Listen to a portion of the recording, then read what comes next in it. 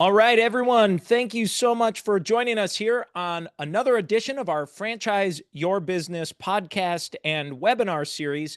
My name is Tom Dufour. I am the founder and CEO of Big Sky Franchise Team. And today's session is a session we've been doing pretty much monthly, almost every month for the last about 4 years or so. And what we cover is a quick snippet and high-level overview of macro and some microeconomic data points just to try to get a sense of what in the world is going on in the world, at least in the US economy, and how that might be impacting your franchise sales. So this is a live event here and a live session. And so if you're new or just joining us, just as a reminder, please, I ask for you to subscribe to this podcast. You can subscribe to it at Franchise Your Business. That's the podcast. Just look for Franchise Your Business and you'll see an icon there, an image with light blue or a sky blue background with some arrows going up and to the right. So that's where you can find us there. And then the other way to do is to subscribe to our YouTube channel, which is just Big Sky Franchise Team. Just search for us on YouTube there and you'll find us. We have over 600 podcasts, webinars, other sessions that we've made available that are all there with great content. I'd be remiss if I did not also promote our second podcast called Multiply Your Success. We actually celebrated this month our 5-year anniversary, which was last week. We celebrated 5 years. Episode 262 was our 5-year anniversary episode. So pretty exciting stuff there. We had a great franchise guest. So especially if you're in the home services space, you're going to love listening to our guest. He's a lawn care company franchise that is over, I think he said about 150 or 180 franchises that he's been able to sell over the last many years. And he has a very unique take on how things move and grow and expand. So anyway, just thought I'd give us a little quick overview there before we jump into it. And as such, I am live. So for those of you that are here with me, please feel free to type a question into the chat box if you have questions. I will do my best to answer it or use the raise hand feature to get that going. And we'll go ahead and jump into the session. For those of you that listen to audio only, I will do my best to explain and talk through each of the images that we're showing on the screen. If you're not able to watch this live on your screen, or if you are not able to watch the video that gets reposted of this up on YouTube. So we'll go ahead and get sharing here. So the first screen that we always like to take a look at is from the Institute for Supply Management. The Institute for Supply Management, and they produce 3 reports. And we're going to take a look at each of these 3 reports. And on my screen, you'll see the website. There's the manufacturing PMI, services PMI, and hospital PMI. And we go in that order to review them. So the first up is the manufacturing PMI. This is a report prepared by Susan Spence. And this is the PMI stands for the Purchasing Managers Index. So they survey purchasing managers at these companies. So who else and who better to know whether the company's buying stuff or not than the person likely in charge of making those decisions, or at least responsible for executing on those decisions. So the manufacturing PMI, it says, registered at 48.5%, 0.2 percentage point lower compared to the 48.7% reported in April. The manufacturing PMI decreased to its lowest reading since November, when it registered 48.4. Of the 5 sub-indexes that directly factor into the manufacturing PMI, only one, the supplier deliveries, was in expansion territory, down from 2 in April. So as you can see on here, you saw some nice steady growth from about, looks like November of last year up until about January of this year. And then you can see is this slow decline back down to 48.5. So it's around this 50% marker, which is the break-even line for manufacturing. And the overall economy break-even line is here at 42.3%. So to me, what this is saying is, I think manufacturing is kind of, again, it's kind of been in this middle ground territory. It looked like it was starting to trend up, and now it's starting to trend down a little bit. So again, I tend to view manufacturing as a leading indicator. So when I see it kind of hovering around this middle marker, to me, what does that say? Well, I look at it and think 12 to 24 months from now, we're going to kind of be maybe just hanging out in this middle zone still. That's what I tend to think when I see it. You can see that we are up as compared to looking back. If you look at this chart back in 2023, you can see that it's obvious that it's higher than pretty much the entire year of 2023. And you can kind of see a bit of a trend line here in 2024, and it's at or above most of the months. Just visually looking at this, I'm not looking at the exact numbers, but just visually, you can see that that's up. So over the last couple of years, you see this kind of slow, steady increase that you can kind of start to see some of that trend there. We'll see how this continues, but that's on the manufacturing side. Okay, next up is services, and certainly services is important because in the United States, our economy is largely driven by services. And it says, this is a report that was prepared by Steve Miller from the Institute for Supply Management, the Services Purchasing Manager Index. It says, in May, the services PMI registered 49.9%, a 1.7 percentage point decrease compared to the April reading of 51.6%. A reading above 50% indicates the services sector economy is generally expanding. Below 50% indicates it is generally contracting. A services PMI above 48.6% over time generally indicates the expansion of the overall economy. Therefore, the May services PMI indicates the overall economy is expanding for the 60th straight month. So this report's pretty interesting. You can see that it just dropped below that services economy break even at 49.9%. And you can see going all the way back to about, was that October-ish? It looks like October window where it was the peak number over the last 2.5 years. You can see that it's just kind of been this steady decline where the rate of growth has just been slowing. Because if we say that 50% is the services break even, well, it's been above that number. It's just been on this slow, steady decline up until this month where it dropped just below 50% on that. Okay, so what does that mean? Well, it means that if you're in a services related business, to me, it means it probably is a little bit harder for those sales that you might be securing. It might take a little bit longer. It might be a little bit harder to secure. That prospect might be talking to a few more potential suitors or potential service providers. So just some food for thought for you to be thinking about or considering as you're reviewing this, and just something for you to maybe even share with your franchise network and with your franchisees and to be thinking about on the franchise sales side of things. So that's the services PMI. Okay. Next up is the hospital PMI, and I will read here from the second paragraph, and this is a report that was done by Nancy Lemaster, and this report reads, starting at the second paragraph, says the hospital PMI registered 52% in May, a 3 percentage point decrease from the April reading of 55%. The business activity index remained in expansion territory for the 7th straight month. New orders index was unchanged in May, and the unemployment index was in expansion territory for the second consecutive month. The supplier deliveries index expanded, which indicates slower delivery performance for the second straight month. The case mix index returned to expansion territory in May, registering 53%, an increase of 3.5 percentage points.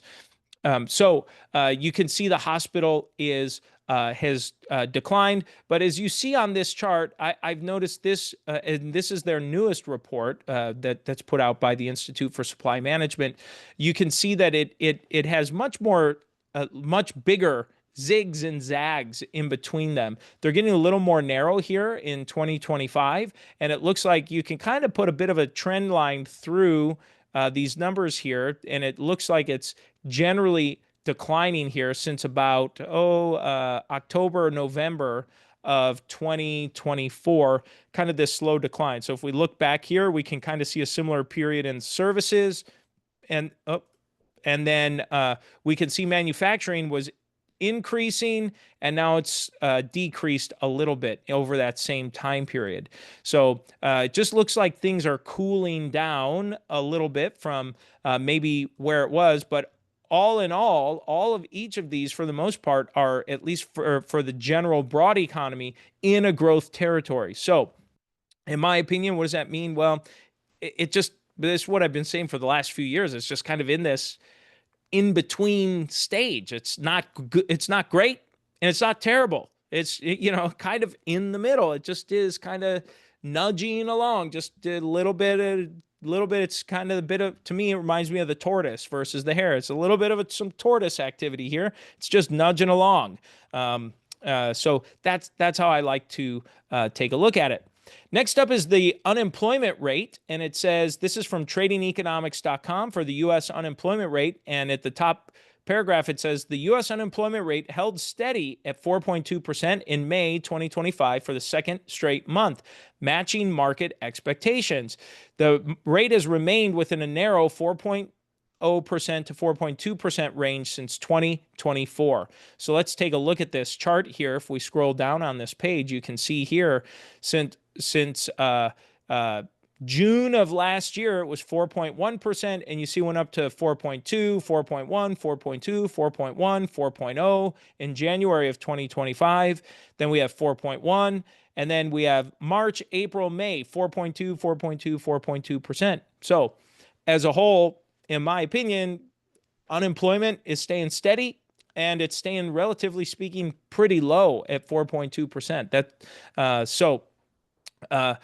To me, despite we can see some of these conditions from these economic reports or these supply purchases, this is the hospital PMI and services PMI and manufacturing PMI again, while we see these kind of trending downward in terms of how fast it's growing, or right around that kind of break-even line, in general, it looks like, with unemployment holding steady, that, again, this is just another indicator of steadiness. Steady, steady, steady, steady.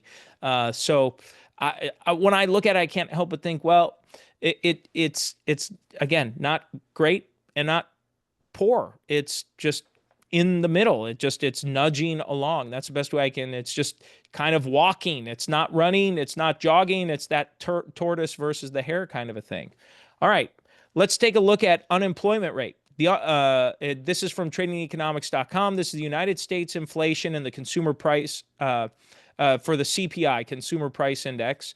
And it says the annual inflation rate in the U.S. rose for the first time in 4 months to 2.4% in May of 2025 from April's 2.3%, the lowest since 2021, but came in below expectations of 2.5%. So let's go ahead and take a look at this chart here. So you can see dating back in May of 2024, by comparison, it was 3.3% for inflation, and May of 2025 is 2.4%. So down, 9 points year over year from that. So pretty stark drop. The thing to remember with inflation, and you probably are familiar with this, but inflation compounds. So it's that 3.3% over the year before that, and this 2.4% for this year is 2.4% over where it was a year ago for that percent change. So the good news is, though, that we're seeing this steady, hanging steady the last 3 months, 2.4% inflation, 2.3%, 2.4%. Positive signs just to see that pricing increases and such seem to be leveling off. So hopefully that provides reduces what I consider price uncertainty for consumers, and hopefully is providing greater price certainty, which should hopefully improve consumer confidence and consumer spend. Okay, Next up here, this is actually back to consumer sentiment. This is the surveys of consumers, and this is the index of consumer sentiment that's put out by the University of Michigan. They've been doing this for decades now. And we're just going to take a look here. I'll click on the chart for the last 10 years. And you can see in January or February, here just a few months ago, you can see that consumer sentiment really dropped down to the lowest number, where it was right around mid year, about 2 years ago of 2022. Excuse me, 3 years ago. 3 years ago in 2022. So you see it bottomed out in 2022 and had this nice steady rise up until about January of 2025. So it had about 2.5 years of relatively steady increase. And you can see it's got these spikes, but generally showing a trend upward. And then things really crashed here in 2025. And last month, or excuse me, April was the low here. And it looks like for last month, it bumped up just a little bit. You can see on this blue line, I'm going to try to zoom in on this here. You can see on this blue line, it nudged up just a bit. So good news is I always like to see the nudge is going up, to reduce that drop. So we'll see where this goes. That generally means consumer confidence. When I read this, I think that this can sometimes be more of a lagging indicator. So as opposed to a leading indicator. So we'll see what this means, meaning lagging, meaning it's a bit behind from what's actually happening. I think that this could be, hopefully this is an indication of maybe the sentiment of what was actually going on a couple months ago, and we're seeing things track back up. But if you find that it's been a little bit harder to sell stuff, a little bit harder to find customers, and this might be something for you to share with your franchisees or even in franchise sales, when you're thinking about franchisees coming into the network, if it just is a recommendation, I would consider sharing some of this data with people, because sometimes, depending on the prospects oftentimes are either bearish or bullish on what's going on with the market, regardless of what is actually going on. They just have, oh, it's negative, or oh, it's great. And this can come in and help temper those expectations, because if someone's too bullish, well, then they might have unrealistic expectations coming in terms of what your franchise is able to produce, or what they will be able to produce as a franchisee in your network. So going over some of this economic data with them can help showcase what to really expect, to maybe bring that overly optimistic perspective down to maybe a little more realistic, or the person that's maybe more pessimistic and they're saying, well, I think it's terrible and I don't want to buy. I'm worried. I'm going to wait until the economy straightens out. If I've heard that one in franchising or just sales in general, I've heard it 1,000 times.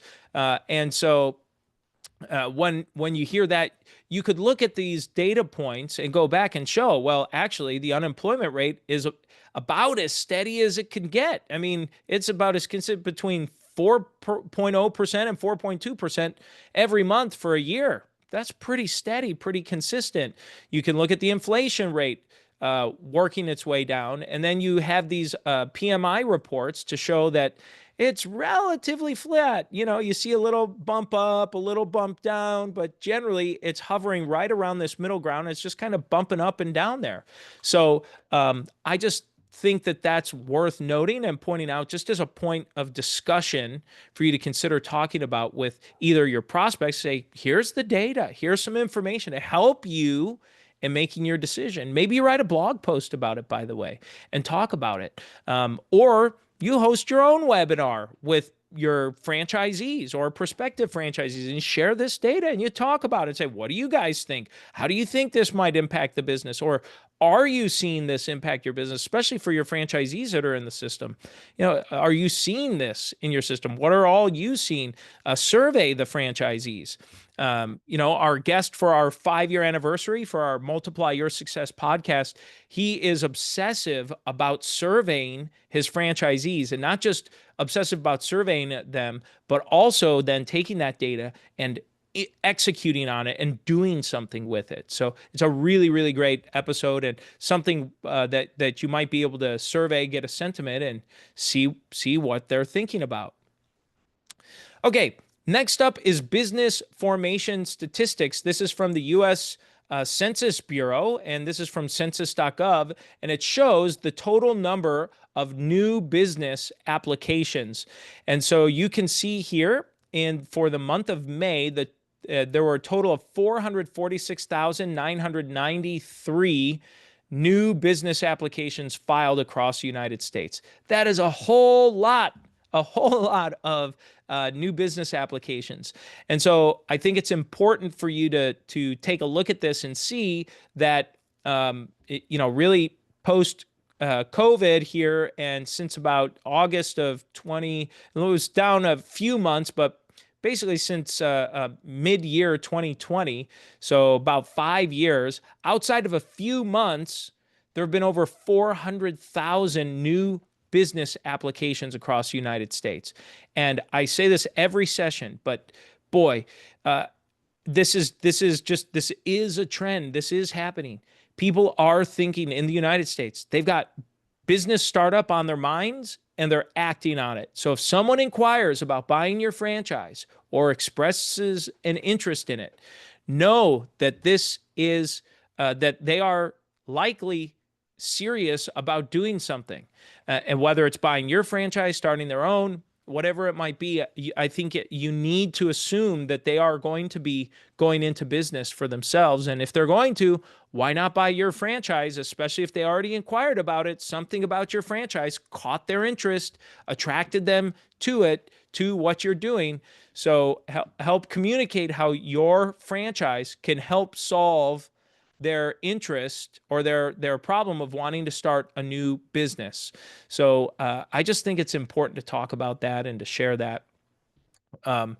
Especially as I've been asked a lot how the sentiment is for franchise sales throughout the country. And what I hear just in general, between having attended 3 conferences last month, in addition to speaking to others in the space, generally speaking, on the new business development, on the new franchise sales efforts in franchising, the sentiment I'm hearing, again, just what I'm hearing in conversation. I have no substantive data to validate other this, but what I'm hearing is generally worst case is neutral, and from most it's going well or pretty well.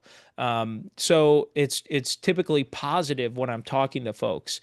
So to me, that's a good sign. And during economic times of uncertainty or what's happening, for example, with with the last few months of uncertainty and with the tariff situation that's been going on, what I usually see is that during times of economic uncertainty, we typically will see an increase in interest in franchise ownership. So those times tend to bode well for people looking to say, I need to take control of my own destiny and get out there and do something. Okay, this next chart is from the U.S. Chamber of Commerce. They do a small business index every quarter, and they've released their quarter 2 for 2025. And the summary and highlight says, inflation remains top concern with future expectations mixed. And I'm just going to read some of the highlights off of this chart. It says 73% of small businesses say that they are comfortable with their cash flow. So I like this as a nice little interesting sentiment. That means if these small businesses are comfortable with their cash flow, that means overall things are going well. Maybe not great, but they're going well enough that they're comfortable with their cash flow. So I think that's a really going number. That's almost 3 out of every 4 small businesses saying that. 66% say that figuring out what benefits to offer is challenging. So benefits for their staff and things of such are they're still trying to figure out. And then there's the small business index score. And so for Q2, it read at 65.2. And I'll show you this chart. It ranges between 0 and 100. And so it's 65.2.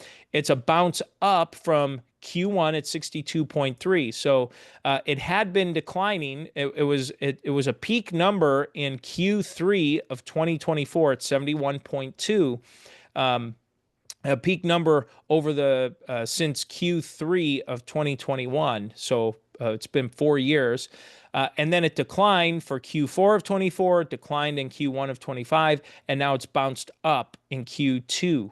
So to me, that index score, one, it's been steadily growing and kind of hanging in this low to mid 60s range, a few spikes here and there, but it's kind of been hovering in and around that spot here for 1, 2, 3 years, almost 4 years. It's kind of been hanging in that zone. So I think that's positive because it's not below 50, but it's kind of in that, slow growth kind of a zone, or cautious growth kind of a zone. Okay.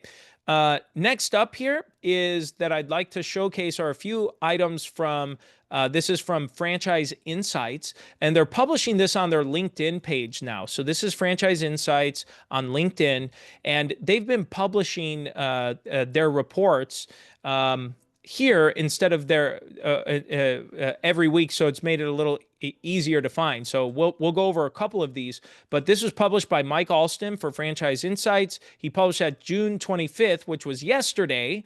Excuse me, not yesterday. It was today's the 27th, so that was on Wednesday. He published this, and it says how aspiring franchisees are currently employed, and it says 1% are active military. 16.7% are current business owners, 21.7% are freelance or consulting, basically kind of like an independent contractor, 13.3% are part-time, and 47.3% are full-time. So I look at this data and say, wow, that's interesting. So roughly about half of your franchise buyers that are coming through are full-time. And then you've got roughly about 1 out of every 12 is part-time. About another 1 out of every 12 is going to be a business owner. So I find that interesting. So you've got a bunch of folks that are looking to buy a franchise that already own another business. So my point in calling that out to you in franchise development, for those of you in franchise development and franchise sales, is to be thinking about how does that business owner play in your system? Is it welcome? Is it something of interest? Or are you going to rule that person out because you want to make sure that they're focused entirely on your business, or see how they're going to fit in with your business? Now, by example, we have a client that she sold her first franchise. It turned out it was a multi-unit franchisee that is an owner in other businesses, and that franchisee is partnering in a minority partner to run daily operations of that business. So while that business owner is not actually going to be running day to day, so maybe there are some creative things you can do within your franchise system to make that work. So that's one piece here. And then the other one that I'd like to showcase is just talking about, excuse me, the franchise buyers by age. And so from January to April, if you're looking at this chart, the chart shows the age by age cohort, they call it, by generation, essentially. And it shows January to April of 2021 compared to January to April of 2025. So it's comparing from 4 years ago data to today. And it shows that today, Generation X is showing that they are purchasing, that they are 52.9%, so roughly 53% of all franchise buyers. Baby boomers are 22.4%. Generation Y, or millennials, are 21.7%. Gen Z is slowly picking up a little steam. They're at 2.3%. And then the silent generation, those born before 1946, are at 0.8%. So just be aware that if you were to kind of average this out, it looks like about 50% of your buyers are going to be Gen Xers. It's roughly, a quarter, or 1 out of every 2, or excuse me, 1 out of every 4, or 1 out of every 5 will be a millennial. one out of every 4 or 5 will be a baby boomer. And then you've got the balance. A very, very low percentage will be Gen Z and silent generation on average. So just be prepared that the Gen Xers, which that makes sense, middle-aged, having worked, having some assets that are ready to start doing something on their own. And so that's what I'd like to talk through for the day. I would love to open this up to any questions from anyone here. If you did join us late, please, please, please make sure you subscribe to the podcast, Franchise Your Business, available any of your favorite podcast service, whether it's Apple, Spotify, or subscribe to our YouTube channel to get access to the podcast as well. Do we have any questions from anyone that's been able to tune in today? Okay, well, I'm not seeing any questions come through. If you would like to speak a little bit further about anything specific to your business, we do offer a free consultation. So if you say, boy, Tom, this was a great message, I'd love to talk a little bit more about this or how it might apply to my business, or have some specific questions about what's going on in your world that Big Sky might be able to support you with, please reach out. You can come to our website, bigskyfranchiseteam.com. You can schedule a free consultation, and we'd be happy to talk with you and talk with one of our team members, or put a request in to speak with me. I'd be happy to spend a little time with you and see if there's something we can help you with, or help you on a decision-making journey that you happen to be going through.